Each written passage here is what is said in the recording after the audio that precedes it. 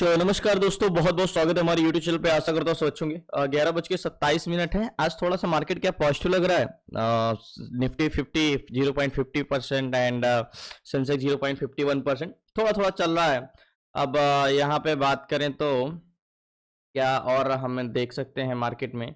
Market open कहाँ पे हुआ है? मार्केट ओपन हुआ ये नीचे गया, ऊपर गया, नीचे गया एंड ये कॉन्सोलेशन करके ऊपर जा रहा है। तो अगर देखोगे तो कितना ज्यादा है, इसको तो बोथ साइड मूवमेंट ही बोलेंगे। एंड सेंसेक्स भी सेम ही ऐसे बिहेव किया है। सेंसेक्स थोड़ा ज्यादा सही गया है कंपेरिजन टू निफ्टी। ऊपर गया है ज्यादा, नीचे आया, फिर ऊपर जा रहा है। मॉर्निंग में तो थोड़ा और अच्छा था, लेकिन हमें इंडेक्स में ट्रेड नहीं करना है, हमें स्टॉक में ट्रेड करना है। एंड स्टॉक में ट्रेड करने के लिए जो मोस्ट इंपॉर्टेंट चीजें होती हैं, जैसे स्टॉक में ऑप्शन चेन रीड करना। देखो मैं एक चीज आपको बता दूं लास्ट तक। तो हमें स्टॉक सिलेक्शन करने के लिए मेन चीजें होती है मार्केट का स्ट्रेंथ पकड़ना और डायरेक्शन पकड़ना। मार्केट को समझने के लिए दो चीजें जरूरी होती है। एक तो मार्केट की पहली बात होती है डायरेक्शन पकड़ना। जैसे मार्केट को हमें ये पता करना है कि सेंसेक्स ऊपर जाएगा कि नीचे जाएगा, तो ये एक एज हमारी डायरेक्शन। मान के चलो ये एक सपोर्ट है, हमने ये तो पता कर लिया कि ये सेंसेक्स यहां से ऊपर जाएगा, ठीक है, तो ये हो गया हमारा डायरेक्शन, ठीक है। और डायरेक्शन के बाद हमें ये कैसे पता चलेगा कि ये ऊपर जा रहा है, तो इसकी क्या स्ट्रेंथ है और ये कितना ऊपर जा सकता है और कितना और मूवमेंट आएगा। तो डायरेक्शन के बाद स्ट्रेंथ ही मेन इंपॉर्टेंट होता है, वही आप पे डिपेंड होता है कि आपको क्या। मान के चलो अगर किसी भी स्टॉक में डायरेक्शन बुलिश है बट उसमें स्ट्रेंथ ही नहीं है, तो क्या करेगा? वो ऐसे जाएगा और ऐसे ऐसे कंसोलेशन करेगा। डायरेक्शन ऊपर है बट वो जाएगा ही नहीं क्योंकि स्ट्रेंथ ही नहीं। मतलब एक बस में जिस साइड के ज्यादा पैसेंजर होंगे वो उस साइड की स्ट्रेंथ रखेगा, यानी जिस साइड के ज्यादा बायर होंगे। सिंपली हम आगे चर्चा करेंगे इस टॉपिक पे। एंड सिंपली मैं आपको ये बता दूं, पूरे मार्केट को समझने के लिए हमें सेलर और बायर के सेंटीमेंट को समझना होता है। और सेलर दो टाइप के होते हैं, पीसीआर, एंड बायर भी दो टाइप के होते हैं, सीपीआर। अब मैं आपका ज्यादा टाइम वेस्ट नहीं करूंगा क्योंकि मैं रोज एक चीज बता बता के खुद बोर हो चुका हूं, तो शायद आप तो बिल्कुल ही बोर हो चुके होंगे। तो सेलर बायर का सेंटीमेंट क्या है? अब देखो ऑप्शन चेन में जब हम दो डाटा देखना है, एक कॉल साइड का डाटा होता है, एक पुट साइड का डाटा होता है। तो पुट साइड में भी बुलिश और बेरिश होते हैं, कॉल साइड में भी बुलिश और बेरिश होते हैं। आप लोगों के माइंडसेट में सिर्फ इतना होगा कि मार्केट में बुलिश बेरिश दो होते हैं, लेकिन ऐसा नहीं है। देखो कॉल साइड में ओआई जो होते हैं यही हमारे सेलर।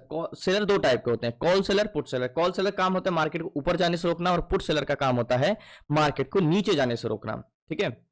सिंपली जो सेलर होते हैं हमारे, ऐसे समझ जाना, सेलर सेलर दो टाइप के होते हैं। एक कॉल सेलर यानी सी, ठीक है, कॉल की यानी मार्केट को ऊपर जाने से रोकने का काम होता है, ठीक है।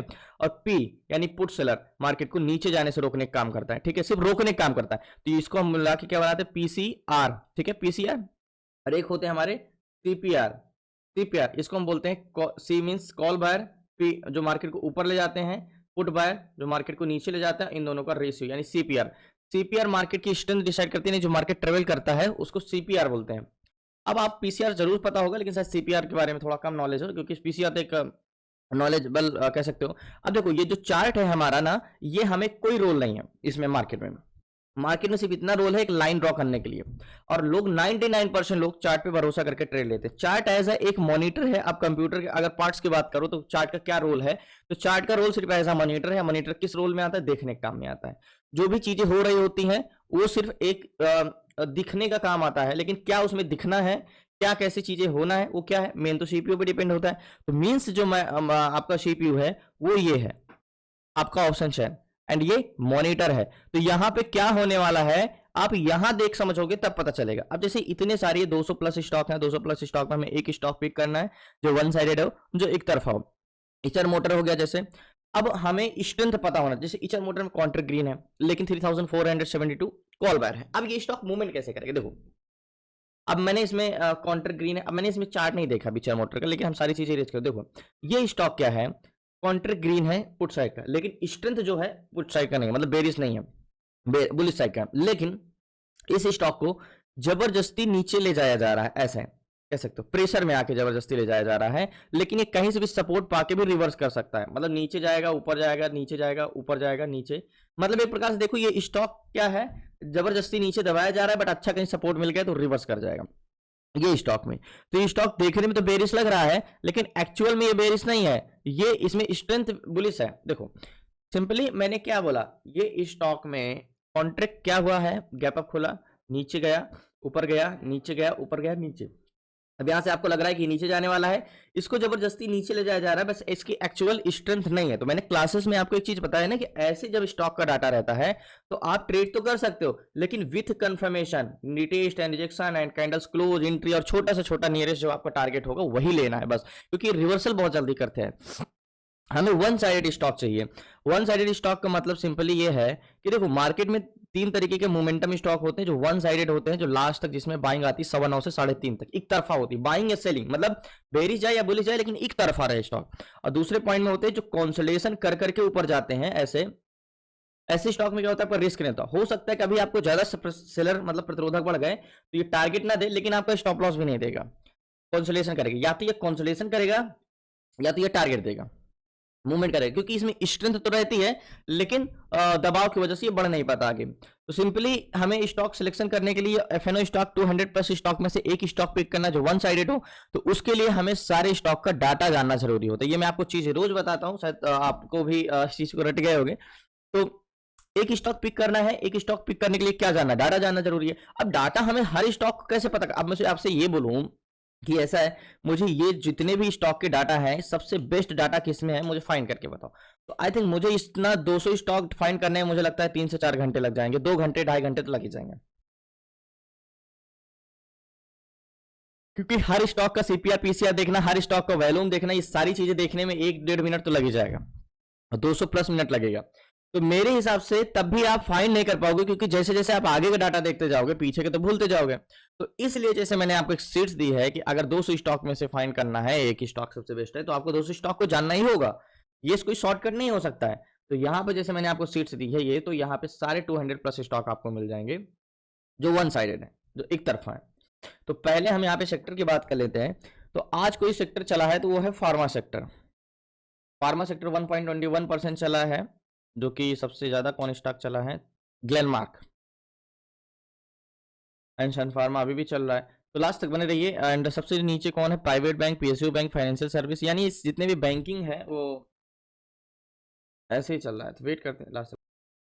सो फाइनली काफ़ी लेट हो गया एक्चुअली, कुछ टेक्निकल इशू था, यानी डाटा प्रॉब्लम्स थी, नेटवर्क इशू था, इस रीजन से काफ़ी लेट सीट्स ओपन हो रही थी, इस रीजन से मैं आपको थोड़ा सा शो नहीं कर सका। अब हम बात करें यहाँ पे, तो ये मार्केट में 200 प्लस स्टॉक है, ठीक है, जिसका सारा डाटा, हमें पहली चीजें यही थी ना कि 200 स्टॉक में से सबका डाटा कैसे पता करना, और ये भी फिल्टर करना है कि सबसे बेस्ट कौन सा है। तो सिंपली यहाँ पे हमारे 200 प्लस स्टॉक तो हो गए, सारे डाटा भी मिल गए हमें, अभी और भी ओपन हो ही रहे हैं यहाँ पे, सीजी पावर हो गए और भी ऐसे पीएफसी हो गए। और अब हम बात कर लें जितने भी डाटा है, यानी जैसे हम बात करते हैं सीपीआर एंड पीसीआर की, तो देखो पीसीआर मींस ये हो गए, पीसीआर का काम क्या है, ऑप्शन पीसीआर यानी मार्केट में सेलर का काम, एंड सीपीआर कौन है, बायर है, एंड वॉल्यूम चेकर यानी चेंजेस डाटा है, जो 950 के बाद चेंजेस आएंगे सीपीआर पीसीआर में, जो कि वो मोस्ट इंपॉर्टेंट है। और ये सारी चीजें हमारे मार्केट के हिसाब से अभी भी और ही ओपन हो रहे हैं, तो थोड़ी देर और वेट कर लेते हैं, पहले डाटा ओपन हो जाए। ओके, तो अभी सारी स्टॉक ओपन हो गए हैं, अब हम इसमें से एक स्टॉक पिक करना है जो वन साइडेड है, जो एक तरफा है, जिसमें मूवमेंट है। तो सबसे पहले हमें क्या देखना होगा, चेंजेस डाटा, जैसे मींस हमें फिल्टर करना है पीसीआर सबसे ज्यादा किस में, तो यहाँ पे टैप करके, तो हम टैप करेंगे तो यहाँ से चेंजेस डाटा हो जाएंगे। जैसे कि अगर मुझे सबसे कम किस में पीसीआर है, तो यहाँ पे देखो अभी क्या आ रहा है, जिसमें सबसे ज्यादा फर्स्ट पे आ रहा है 1.21, 1.17, 1.08, 1.06, मतलब प्लस से माइनस की ओर जा रहे हैं। अब हमें देखना है सबसे कम किस में है, तो यहाँ पे देखो सीरीज सीमेंट जो सबसे कम पीसीआर है आज 0.31, 0.33, यानी माइनस से प्लस की ओर जा रहे हैं यहाँ पे सारे, देखो धीरे धीरे धीरे धीरे। तो इसी तरह मुझे जो भी चीजें फिल्टर करनी है, चाहे सीपीआर हो गया पीसीआर, मैं यहाँ पे टाइप करके वो चेंजेस कर सकता हूँ यहाँ पे। तो अब बात करते हैं डाटा चेंजेस की, तो बहुत सारी चीजें देखनी पड़ेगी, तो लास्ट तक बने रहिए। हम एक स्टॉक सेलेक्ट करते हैं,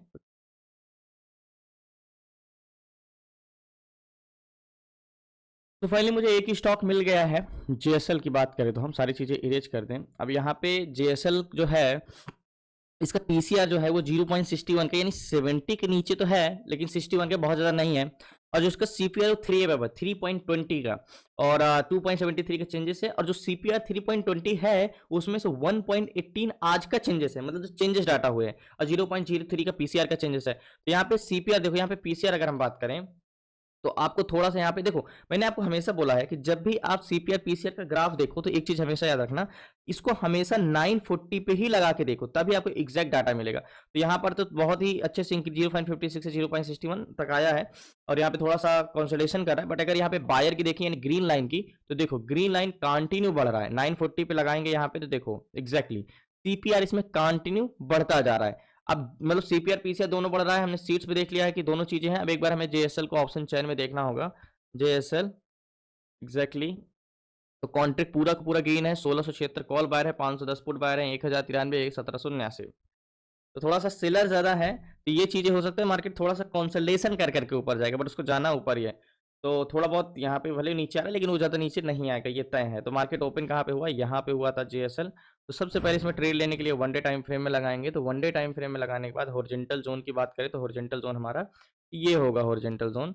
अब आ जाएंगे हम 5 मिनट टाइम फ्रेम में। तो नेक लाइन की बात करें तो हमारी नेक लाइन क्या हो जाएगी, नेक लाइन हमारी ये हो जाएगी एग्जैक्टली, ये हो गई हमारी नेक लाइन। ओके, ये हो गई हमारी क्या, नेक लाइन। अब हॉरिजॉन्टल जोन और नेक लाइन तो हमें मिल गई है। अब बात कर लेते हैं, देखो ज्यादा से ज्यादा इसको थोड़ा सा कंसोलिडेशन करना पड़ेगा। अब हम बात कर लेते हैं गैन कैलकुलेटर की, तो गैन कैलकुलेटर भी ओपन कर लेते हैं। तो जेएसएल में हॉरिजॉन्टल जोन का जो प्राइस है वो है 669.87 669.87। तो गैन के हिसाब से कैलकुलेट करेंगे तो गैन के कहना है 676 पे जाएगा तो आप बाई करके 682 के टारगेट लेगा। तो 676 तक क्या ये गया है, 674, 674 तक ही गया है, 676 तो नहीं गया है। बट ये अभी स्टॉक जो है ना वो थोड़ा बहुत नीचे आएगा, बट इसको ऊपर ही जाना है जहां तक मुझे विश्वास है, ये ज़्यादा नीचे नहीं आएगा। एक बार जेएसएल को देख लें। जेएसएल 650 का लो है।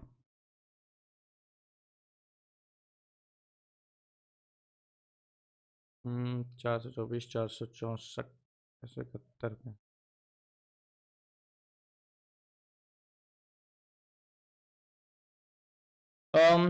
जेएसएल की बात करें तो एक बार वन डे टाइम फ्रेम में हिसाब से थोड़ा सा मुझे कोई और स्टॉक फाइंड करना पड़ेगा इसका, क्योंकि यहाँ से थोड़ा सा रिवर्सल का संकेत दे रहा है, तो इंडिकेट दे रहा है। तो जेएसएल को साइड में रखते हैं, कोई और एक।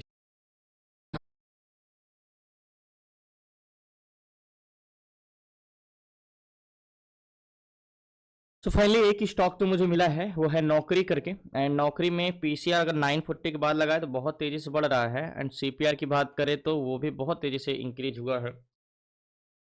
अगर यहाँ पे देखें तो बायर भी बहुत तेजी से इंक्रीज हुए हैं। तो नौकरी में अगर आप देखोगे ऑप्शन चैन एक बार देख लें। यहाँ पे मैं आपको ये दिखा देता हूँ, नौकरी में जो पीसीआर 0.50 का है, सीपीआर 3.23 का है, 3.99 4% वो बढ़ चुका है। और सीपीआर जो बढ़ा है वो 0.82 है, 0.03 है। ठीक है। एंड एक बार यहाँ पे भी देखें अगर, तो ठीक ठाक है लग रहा है नौकरी को। अगर हम बात करें तो एक बार वन डे टाइम फ्रेम में लगाएंगे, एक बार ऑप्शन चैन में देख लें। तो कॉन्ट्रैक्ट 9,900, 3,000, 2,600, 5,000। तो स्ट्रेंथ मतलब 0.50 है, 50% कॉल सेलर है, तो मतलब थोड़ा सा तो लगेगा, लेकिन स्ट्रेंथ है स्टॉक में, स्ट्रेंथ है। और सीपीआर भी इंक्रीज ही कर रहा है थोड़ा सा बहुत, लेकिन पीसीआर तो और तेजी से बढ़ रहा है। तो मतलब भले एक बार बायर कमजोर हो सकते हैं लेकिन सपोर्ट बहुत अच्छा मजबूत है। तो मतलब या तो कंसोलिडेशन कर जाएगा यहाँ पे या तो टारगेट देगा। तो थोड़ा सा मूवमेंट तो कर चुका है। अब बात कर लेते हैं हॉरिजॉन्टल जोन की। तो हॉरिजॉन्टल जोन हमारा ये हो जाएगा, तो ये वाला टारगेट हो जाएगा। अब आ जाएंगे हम 5 मिनट टाइम फ्रेम में। तो एक हम नेक लाइन ले सकते हैं, ये हो गई हमारी नेक लाइन। ठीक है, तो ये हो जाएगी हमारी नेक लाइन एग्जैक्टली ये। अब बात कर लेते हैं गैन कैलकुलेटर में। तो गैन कैलकुलेटर का जो हॉरिजॉन्टल जोन का प्राइस है 1468 रुपये 46 पैसे का, 1468.46। तो यहाँ पे कैलकुलेट करेंगे तो गैन का कहना है 1472 पे जाएगा तो आप बाय करना, 1481 का टारगेट। तो 72 तक तो जा चुका है, 75 भी जा चुका, तो टारगेट क्या रखेंगे, 81 का। तो मतलब गैन कैलकुलेटर के हिसाब से इसमें बाइंग हो चुकी है, 1468 पे है, 1472 पे जाता तो इसमें ट्रेड बनता है यहाँ पे एग्जैक्टली। तो गैन कैलकुलेटर के हिसाब से इसमें बाइंग हो चुकी है, 81 का हम टारगेट रख सकते हैं। तो लास्ट तक बने रहिए, इसमें मैं ट्रेड लेता हूँ, प्लीज आपसे रिक्वेस्ट नहीं। तो फाइनली नौकरी मैंने टोटल 200 क्वांटिटी ली है और 58,772 रुपए का फंड लगा, 58,772 rupees. And 200 quantity total by किया है मैंने। अब बात कर लेते हैं टारगेट की। टारगेट के हिसाब से दो तरीके से हम ले सकते हैं, एक तो प्राइस सेक्शन के हिसाब से। अगर प्राइस सेक्शन के हिसाब से बात करें तो हम जो टारगेट रखेंगे पहला नियरेस्ट टारगेट 69 चल रहा है, 200 क्वांटिटी है तो मैं ज़्यादा तो नहीं रखूंगा, 78 का टारगेट एग्जैक्टली 9 पॉइंट भी मिलता है तो मैं लेके यहाँ पे निकल जाऊंगा। कैन कैलकुलेटर के हिसाब से तो 81 का टारगेट है, बट मेरे लिए यही परफेक्ट है। 79 70 चल रहा है, अगर ये मिल जाता है तो 69 की बाइंग एग्जैक्टली यहाँ की। तो 10 पॉइंट का टारगेट, 200 क्वांटिटी है तो आराम से 2000 1800 2000 रुपये का प्रॉफिट होगा। मेरा टारगेट पॉइंट ये है, आई एम श्योर कि ये देगा टारगेट, नहीं तो या तो कंसल्टेशन कर जाएगा। वेट करते हैं लास्ट तक बने रहिए, बट रिवर्स नहीं करेगा आई एम श्योर 100%, क्योंकि मार्केट में बायर इंटरेस्टेड नहीं है तो सेलर इंटरेस्टेड है। एंड एक बार कंफर्मेशन की बात करें तो हम 142 एंड 170 अभी भी काफ़ी है, डिमांड है अभी इसमें, काफ़ी डिमांड है, ऐसा नहीं है कि घट गई है डिमांड। वेट करते हैं लास्ट तक बने रहिए प्लीज़, आपसे रिक्वेस्ट है नहीं चल।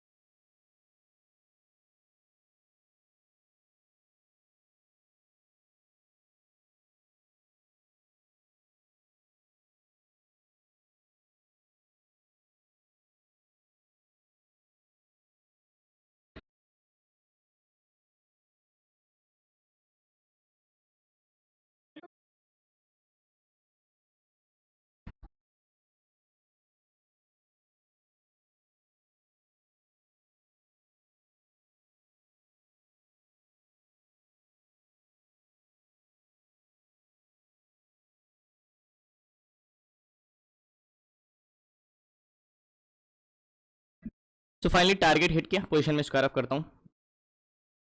तो फाइनली जो मैंने ट्रेड लिया, पोजीशन में स्क्वायर कर दिया, मार्केट प्राइस में थोड़ा सा नीचे ही बिका, ये 78.90 के आसपास बिका, और जो टारगेट था हमारा 79.94 यानी 80 के आसपास, तो तब भी हमें 10 पॉइंट का तो तब भी मिल गया। 69 की बाइंग थी, 79 पे हमने पोजीशन स्क्वायर ऑफ कर दिया। और जैसे मैंने बोला था ना कि वाई लाइनर पे कि सीपीआर तो पीसीआर तक अच्छा ग्रो करा है, हो सकता है अगर बायर डाउन भी होते हैं तो, बट इसकी सपोर्ट बहुत मजबूत होती है, वन साइडेड होगा। और भी बहुत सारी चीज़ें होती हैं, डिपेंड करता है मार्केट में आप क्या क्या चीज़ें को समझते हो या जानते हो।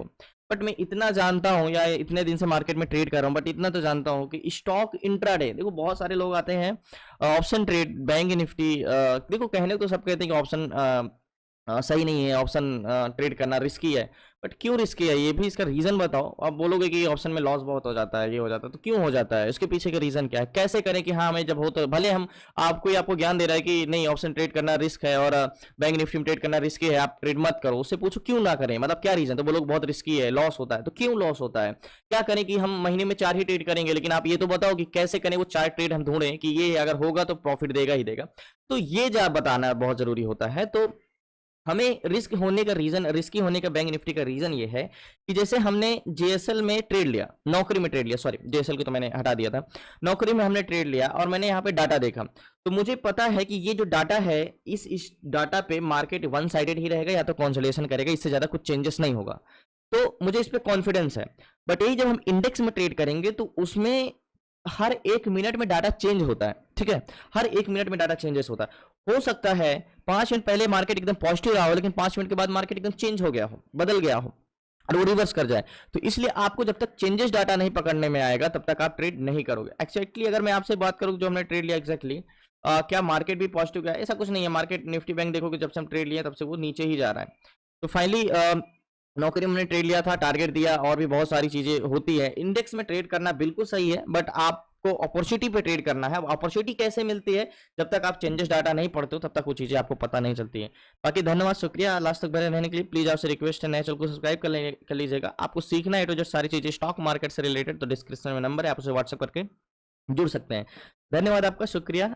तो फाइनली 2 मिनट आपका और चाहूंगा। याद होगा कि सबसे पहले मैंने आई थिंक शायद जेएसएल को पकड़ा था ना, ट्रेड करने जा रहा था, और मैं बोल रहा था कि जेएसएल में ट्रेड करना सही रहेगा। लेकिन देखो, जेएसएल में ट्रेड करता तो अभी तक वो कंसोलिडेशन फेज में ही होता है ना। हो सकता है यहाँ से नीचे भी चला जाए, क्योंकि इसका जो डिमांड था वो खत्म हो चुकी थी। तो अब डिमांड थी नहीं, हो सकता है बाद में आ जाए, बट उस टाइम पे अगर मैंने एकदम परफेक्टली लास्ट टाइम पे आके मैंने डिसीजन चेंज किया और जेएसएल को हटा के मैंने नेकलाइन भी ड्रॉ कर लिया था, गैन कैलकुलेटर में भी देख लिया था कि 74 पे जाएगा तो आप बाई कर सकते हो। बट मेरा डिसीजन सही रहा, मैंने नौकरी पे फिर जाके ट्रेड लिया एंड वो फाइनली टारगेट भी दे दिया। धन्यवाद आपका, शुक्रिया लास्ट तक बने रहने के लिए। प्लीज आपसे रिक्वेस्ट है, चैनल को सब्सक्राइब कर लीजिए। कल मिलते हैं न्यू ट्रेड न्यू स्ट्रेट।